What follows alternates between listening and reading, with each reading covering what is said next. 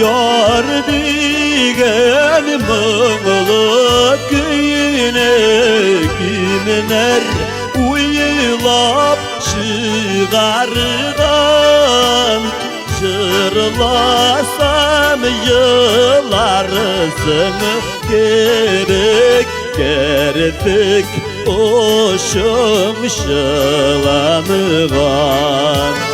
jırlasam yılarsın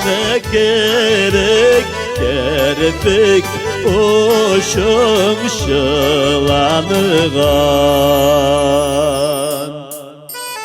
sal dişmetin elşilerge ilgeç unarsın inede sügenengene yattılar olgun desem yılarsın inede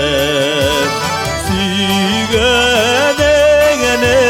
yattılar olgun desem yılarsın inde.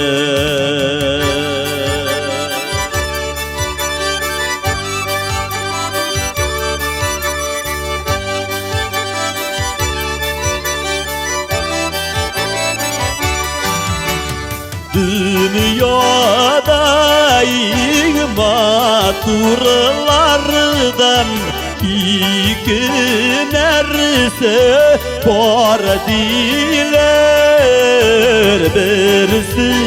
onun yaşlek ömür birisi süygen yar deyler birisi onun yaşlek ömür birisi süygen yar diler